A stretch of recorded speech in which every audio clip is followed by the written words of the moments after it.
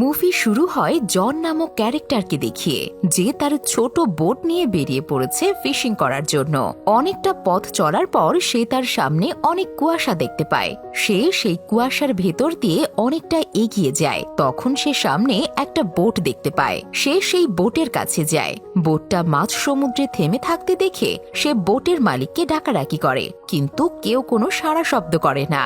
সে ভাবে বোটের ভেতরে হয়তো কেউ আছে, বিপদে পড়েছে এবং বোটটা এখানে দাঁড়িয়ে আছে, তাকে সাহায্য করতে হবে। এজন্য সে সাহায্যের উদ্দেশ্যে সেই বোটে উঠে পড়ে আর তার ছোট বোটকে বড় বোটের সাথে বেঁধে রাখে। ভেতরে যাওয়ার পর সে সবকিছুই নরমাল দেখে। ভেতরে কিছু খাবার রাখা ছিল। সেটা দেখে তার মনে হয় সেটা হয়তোবা কিছুক্ষণ আগেই কেউ খেয়েছে, অর্থাৎ তার মনে হয় বোটটা এখানে অল্প কিছুক্ষণই আটকে আছে। সে ভেতরে লোকজনকে খোঁজাখুঁজি করে, কিন্তু সেখানে কাউকেই পায় না। এমনকি সে বোটটা স্টার্টও করার চেষ্টা করে, কিন্তু সে ব্যর্থ হয়। এরপর সে বোটের উপরে গিয়ে দূরবীন দিয়ে সেই কুয়াশা ঘেরা জায়গায় এদিক ওদিক দেখতে থাকে কাউকে দেখা যায় কিনা, কিন্তু সে সেখানে কাউকেই দেখতে পায় না। এমনকি সে বোটের রেডিও দিয়ে বার্তা পাঠানোর চেষ্টা করে যে এখানে একটা বোট আটকে পড়ে আছে, এর মালিক এখানে নেই, কেউ পারলে সাহায্য করুন, কিন্তু কোনো ফিডব্যাক সে পায় না।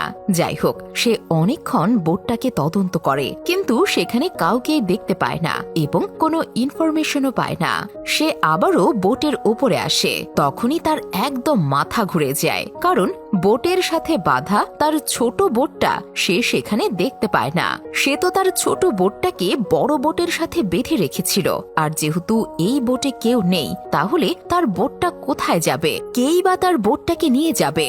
একে তো বড় বোটটা চলে না, দ্বিতীয়ত তার ছোট বোটটাও এখানে নেই, অর্থাৎ সে এই বোটে আটকা পড়েছে। এভাবেই বেশ কিছুক্ষণ কেটে যায় এবং চারপাশ থেকে কুয়াশাও সরে যায়। জন ম্যাপ দেখে তার এক্সাক্ট লোকেশনটা জানতে চায়, অ্যাকচুয়ালি সে কোথায় আছে, কিন্তু চারপাশে তো পানি। ম্যাপ দেখেই বা কি হবে? সেখানে কম্পাসও কাজ করছে না।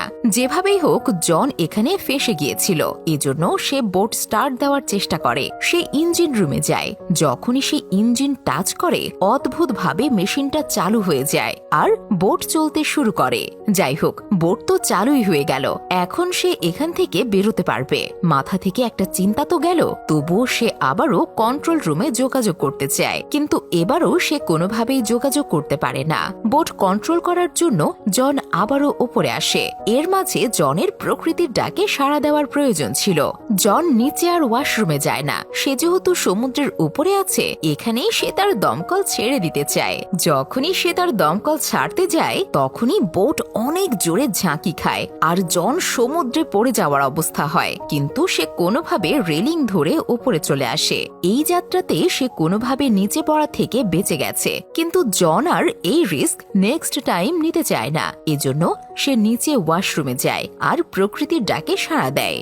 যখনই সে ওয়াশরুম থেকে বেরোতে যাবে, সে দেখে ওয়াশরুমের দরজা বন্ধ হয়ে গেছে। একটা বিপদ যেতে না যেতেই আরেকটা বিপদ এসে হাজির। যাই হোক, সে দরজাটা খোলার অনেক চেষ্টা করে, কিন্তু তার সব চেষ্টাই বিফল হয়। সে ওয়াশরুম থেকে বের হওয়ার আপ্রাণ চেষ্টা করে, কিন্তু তার সব চেষ্টাই একদম তুচ্ছ। তখনই সে বাইরে থেকে রেডিওর আওয়াজ শুনতে পায়। হয়তোবা তার সাথে কেউ যোগাযোগ করতে চায়, কিন্তু সে কোনোভাবেই এখান থেকে বেরোতে পারছে না।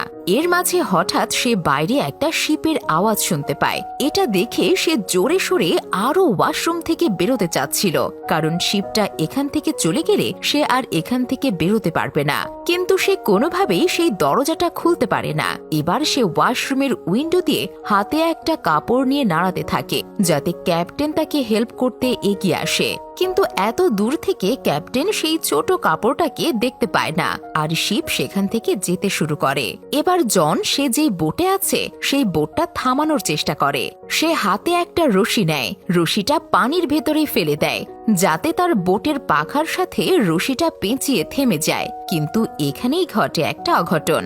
যখন রশিটা পাখার ভেতরে পেঁচায়, তখন রশিটার অনেক টান পড়ে আর সেই রশিটা গিয়ে জনের গলায় পেঁচিয়ে যায়। ওদিকে পাখার টানে রশি জনের গলায় ফাঁসির মতো আটকে যায়। জনের অবস্থা অনেকটাই খারাপ হয়ে যায়। সে প্রায় মৃত্যুশয্যায়। তখন সে কোনোভাবে অনেক চেষ্টা করে তার গলা থেকে রশিটা ছাড়িয়ে নেয়। জন মরতে মরতে বেঁচে গেছে। তার অবস্থা অনেকটাই খারাপ হয়ে গেছে। তার গলার অবস্থাও তেমন ভালো না। সে ভাবে তার জীবনের সবচাইতে বড় ভুল হলো এই বোটের উপরে ওঠা। জন আবারও চেষ্টা করে এই ওয়াশরুম থেকে বের হয়ে যাওয়ার। সে ওয়াশরুমের দরজা ধরে টানাটানি করে। এবার তার কাছে মনে হয় কেউ হয়তোবা পেছন থেকে ওয়াশরুমের দরজাটা আটকে দিয়েছে এবং টেনে ধরে রেখেছে। সে বাইরে কেউ আছে কিনা এটা জিজ্ঞেস করে এবং তার কাছে ক্ষমা চায়, কিন্তু বাইরে থেকে কোনো রেসপন্সই আসছিল না। এবার জন কান্না করে কাকুতি মিনতি করতে থাকে তাকে যেন ছেড়ে দেওয়া হয়, তবুও বাইরে থেকে কোনো রেসপন্স আসছিল না। এদিকে জন অনেকক্ষণ আটকে থেকে পানির পিপাসায় ভুগছিল। সে ওয়াশরুমের শাওয়ার থেকে পানি খায়। এভাবে কতক্ষণ সে আর এখানে আটকে থাকবে? এদিকে বোট নিজের গতিতে কোথায় যাচ্ছে জন নিজেও জানে না। এভাবেই চলতে চলতে রাত হয়ে যায়। তখনই সমুদ্রে বিশাল বড় ঝড় আসে। ঝড়ে বোটটা একদম লন্ডভন্ড হয়ে যায়, অনেক জায়গায় ভেঙে যায়, যার ফলে বোটের ভেতরে পানি ঢুকতে শুরু করে। ঝড় থেমে গেলে দেখা যায় পানি বোটের ভেতরে ঢুকে জনের একদম গলা সমান হয়ে গেছে। তার অবস্থা অনেকটাই খারাপ হয়ে গেছে। জন কোনোভাবেই এই বোট থেকে বের হতে চাচ্ছিল। সে শেষ চেষ্টা হিসেবে এখান থেকে বের হওয়ার আরেকবার ট্রাই করে। এবার যখন সে গেটটা খুলতে যায় তখন সে দেখতে পায় গেট তো আগে থেকেই খোলা আছে। সে এটা দেখে অবাক হয়ে যায়, তাহলে এতক্ষণ গেটটা কেন আটকে ছিল? যাই হোক, সে সেই গেট থেকে বের হয়ে বোটের উপরে চলে আসে। জন কোনোভাবেই সেই ওয়াশরুম থেকে বেরিয়ে গেছে। সে এবার আর এই বোটে থাকতে চায় না। এজন্য সে এয়ারব্যাগ আর দড়ি দিয়ে একটা ছোট নৌকা বানায়। সেই নৌকাটা এতটাই ছোট বানায় সেটা এই সমুদ্রে সার্ভাইভ করতে পারবে না। এজন্য সে তার নৌকাটা এই বোটের সাথে বেঁধে দেয়। যেহেতু বোটটা এখানে চলমান, এজন্য সে বোটের পিছু পিছু যেতে চায়, কারণ বোটের ভেতরে অনেক পানি ঢুকে গেছে। যে কোনো সময় এই বোটটা ডুবে যেতে পারে। এজন্য সে সাপোর্ট হিসেবে ছোট একটা বোটও বানিয়ে নিয়েছে। কিন্তু যখন জন সেই বড় বোট থেকে তার ছোট নৌকায় ওঠে তখনই বড় বোটটা চলা বন্ধ করে দেয়। একদম স্থির হয়ে যায়, যেন সেটাকে কেউ বন্ধ করে দিয়েছে। এভাবেই সে অনেকক্ষণ ওয়েট করে কখন সেই বোটটা চালু হবে আর কখন সে এখান থেকে বেরোতে পারবে। কিন্তু একটা সময় তার ধৈর্যের বাঁধ ভেঙে যায়। সে বসে পড়ে। তার ছোট্ট নৌকা দিয়ে সে এখান থেকে বেরোতে পারবে না। সে যদি এখান থেকে বের হতে চায় তাহলে এই বড় বোট দিয়েই এখান থেকে বেরোতে হবে। এজন্য সে সিদ্ধান্ত নেয় সে এই বড় বোটটা নিয়ে এখান থেকে বের হবে।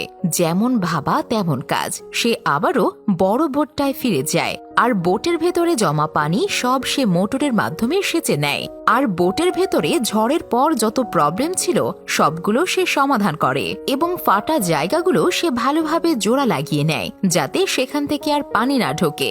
সবকিছু করার পর জন আবারও সেই রেডিওর মাধ্যমে যোগাযোগ করার চেষ্টা করে, কিন্তু এবারও ব্যর্থ হয়। তাকে কেউ কোনো রেসপন্স করে না। এদিকে বোটও থেমে আছে। সে কিভাবে এখান থেকে বের হবে? সে আবারও ম্যাপ দেখতে শুরু করে কিভাবে এখান থেকে বের হওয়া যায়। সে বোটও স্টার্ট করতে চায়, কিন্তু বোট স্টার্ট করতে পারে না। তখনই সে দেখতে পায় দূরে আরেকটা ছোট জাহাজ আসছে। তখন সে তার ছোট নৌকা দিয়ে সেই জাহাজের কাছে যেতে চায়। কিছুটা দূর সে তড়িঘড়ি করে যাওয়ার পর দেখতে পায় যেই বোটটা এতক্ষণ বন্ধ ছিল সেই বোটটা চলতে শুরু করেছে। জন আরো দ্রুত তার নৌকা বাইতে শুরু করে, কিন্তু বোটটাও দ্রুত তার পেছনে আসছিল। একটা সময় বড় বোটটা জনকে ধাক্কা দিতেই যাবে, তখন জন পানিতে লাফ দেয় আর তার জান বাঁচায়। কিন্তু ততক্ষণে সেখান থেকে সেই ছোট শিপটাও চলে যায়। এবার জন বোটটাকে ভয় পেতে শুরু করে। আসলে বোটটা তার কাছ থেকে কি চায় আর বোটটাকে কেই বা কন্ট্রোল করছে? তার পেছনে কি কোনো শত্রু লেগে আছে নাকি বোটটা কোনো ভৌতিক? সে এগুলো ভেবেই অনেকটা সময় পানিতেই কাটিয়ে দেয়। কিন্তু এই পানিতে অনেক বড় বড় শার্ক ছিল। সেই শার্কের কথা ভেবে আবারও বোটে উঠে যায়। জন ঠান্ডার কারণে কাঁপতে শুরু করে। এজন্য সে বোটের ভেতরে গিয়ে চাদর মুড়ি দিয়ে শুয়ে পড়ে। যখন তার ঘুম ভাঙে সে বুঝতে পারে বোটটা তার নিজের গতিতেই চলছে। জন যখন আবারও বোটের উপরে উঠে যায় তখন সে দেখে মেইন ডোর আবারও অফ হয়ে গেছে। সেটা সে কোনোভাবেই খুলতে পারছিল না। সব বিষয় মিলিয়ে জন একদম পাগলের মতো হয়ে যাচ্ছিল। তার সাথে কি হচ্ছে, এগুলো কেন এগুলো হচ্ছে, আর এই বোটটাই বা কে কন্ট্রোল করছে। তখনই জনের নজর পড়ে ওয়াশরুমের দিকে। সে সেখানে ছোট্ট একটা দরজা দেখতে পায়, যে রাস্তা দিয়ে সে সরাসরি বোটের উপরে যেতে পারবে। সে কোনোভাবে গুটিসুটি মেরে সেই ছোট দরজা দিয়ে ভেতরে ঢোকে। যখন সে উপরে যেতে চায় তখন দেখে উপরে একটা কাঠের দরজা, সেটা অনেক মজবুত করে লাগানো। সে এখন উপরেও যেতে পারবে না, আর সেই ছোট দরজা দিয়ে পেছনেও যেতে পারবে না। অর্থাৎ সে আবারও ছোট একটা জায়গার ভেতরে আটকা পড়েছে। অন্যদিকে বোটটা অনেক স্পিডে নিজের গতিতে চলছে, আর জন বোটের ঝাঁকুনিতে সেই ছোট জায়গার ভেতরে মাথায় হাতে ব্যথা পেতে শুরু করে। জন অনেকটা আহত হয়ে যায়, কিন্তু একটা সময় জন বুঝতে পারে বোটের স্পিড অনেকটা ছোট হয়ে যাচ্ছে। জন এবার সেই ছোট দরজাটা থেকে কোনোভাবে বেরিয়ে আসে। এখন যেন তার কাছে রাস্তাগুলো একদম সহজ হয়ে গেছে।